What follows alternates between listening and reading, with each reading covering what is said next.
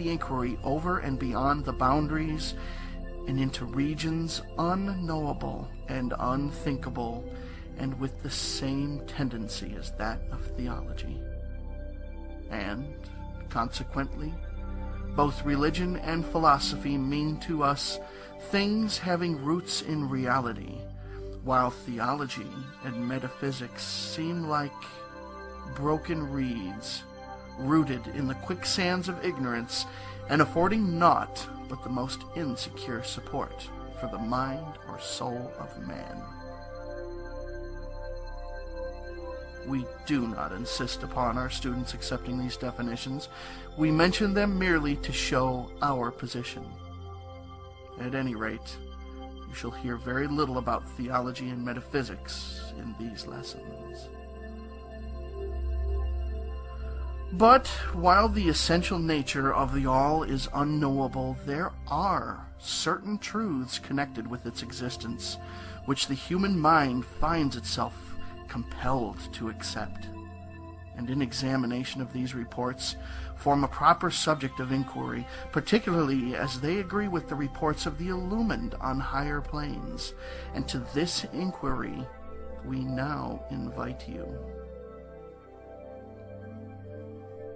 The human reason, whose reports we must accept so long as we think at all, informs us as follows regarding the all, and that without attempting to remove the veil of the unknowable, number one, the all must be all that really is. There can be nothing existing outside of the all, else the all would not be the all. Number two, the all must be infinite, for is nothing else to define, confine, bound, limit, or restrict the all. It must be infinite in time or eternal. It must have always continuously existed, for there is nothing else to have ever created it, and something can never evolve from nothing. And if it had ever not been, even for a moment, it would not be now.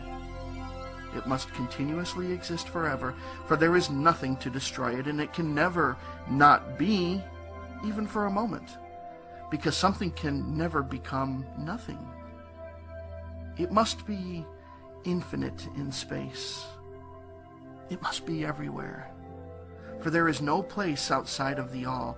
It cannot be otherwise than continuous in space, without break, cessation, separation, or interruption. For there is nothing to break, separate, or interrupt its continuity, and nothing with which to fill in the gaps. It must be infinite in power, or absolute, for there is nothing to limit, restrict, restrain, confine, disturb, or condition it. It is subject to no other power, for there is no other power. Number three, the all must be immutable, or not subject to change in its real nature, for there is nothing to work changes upon it, nothing into which it could change, nor from which it could have been changed. It cannot be added to, nor subtracted from, increased nor diminished, nor become greater or lesser in any respect whatsoever. It must have always been and must always remain just what it is now, the all. There has never been, is not now, and never will be anything else into which it can change. The all, being infinite, absolute, eternal, and unchangeable, it must follow that anything finite, changeable, fleeting, and conditioned cannot be the all. And as there is nothing outside of the all, in reality, then any and all such finite things must be as nothing in reality. Now, do not become befogged nor frightened. We're not trying to lead you into the Christian Science field under the cover of Hermetic philosophy. There is a reconciliation of this apparently contradictory state of affairs. Be patient. We will reach it in time.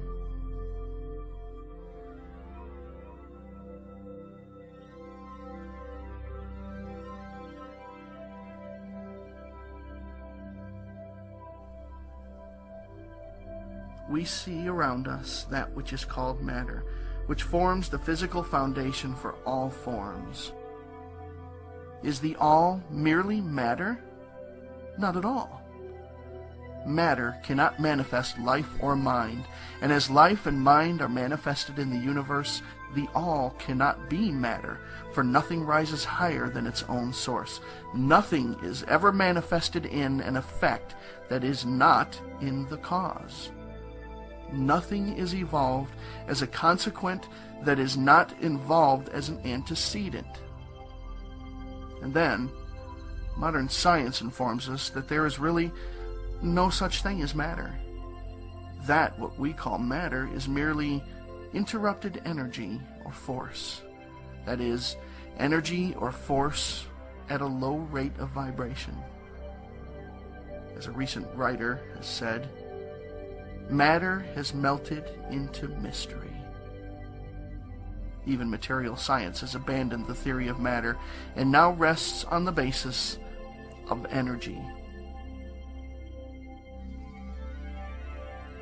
Then is the all mere energy or force? Not energy or force as the materialists use the terms, for their energy and force are blind mechanical things devoid of life or mind. Life and mind can never evolve from blind energy or force, for the reason given a moment ago. Nothing can rise higher than its source. Nothing is evolved unless it is involved. Nothing manifests in the effect unless it is in the cause.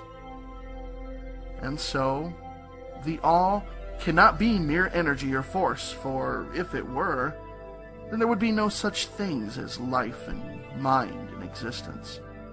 And we know better than that, for we're alive and using mind to consider this very question. And so are those who claim that energy or force is everything. What is there then higher than matter or energy that we know to be existent in the universe? Life and mind. Life and mind in all their varying degrees of unfoldment. Then, you ask, do you mean to tell us that the all is life and mind? Yes. And no. That is our answer. If you mean life and mind as we poor petty mortals know them, we say, no, the all is not that. But what kind of life and mind do you mean, you ask? The answer is living mind. As far above that which mortals know by those words, as life and mind are higher than mechanical forces or matter, infinite living mind as compared to finite life and mind. We mean that which the illumined souls mean when they reverently pronounce the word Spirit.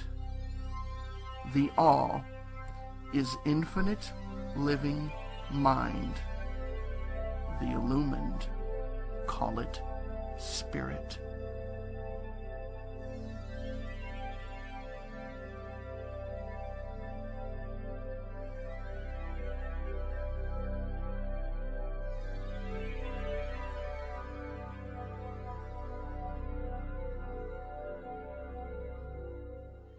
Chapter 5. The Mental Universe. A quote from the Kybalion. The universe is mental, held in the mind of the all. The all is spirit. But what is spirit? This question cannot be answered for the reason that its definition is practically that of the all, which cannot be explained or defined.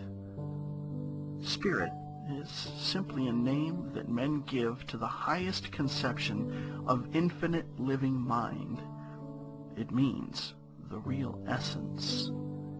It means living mind as much superior to life and mind as we know them, as the latter are superior to mechanical energy and matter.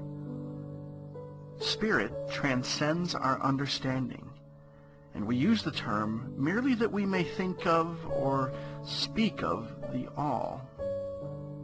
For the purposes of thought and understanding, we are justified in thinking of spirit as infinite living mind, at the same time acknowledging that we cannot fully understand it. We must either do this or stop thinking of the matter at all.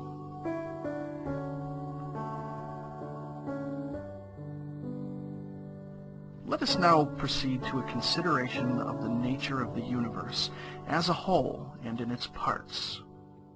What is the universe? We've all seen that there can be nothing outside of the all. Then, is the universe the all?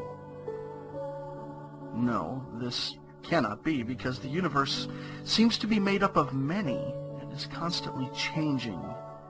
In other ways, it doesn't measure up to the ideas that we are compelled to accept regarding the all, as stated in our last lesson. Then if the universe be not the all, then it must be nothing. Such is the inevitable conclusion of the mind at first thought. But this will not satisfy the question, for we are sensible of the existence of the universe. Then, if the universe is neither the all nor nothing, what can it be? Let us examine this question.